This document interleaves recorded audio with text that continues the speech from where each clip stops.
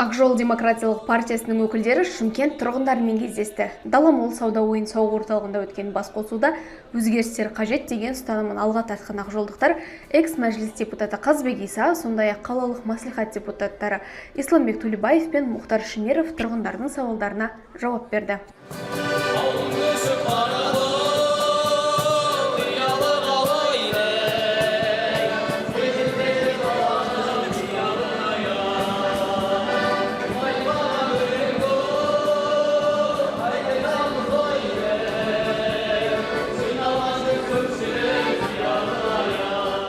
Еркін форматта өткен кездесуде елдегі қоғамдық саяси ахуал мен әлеуметтік мәселелер кеңінен талқыланды.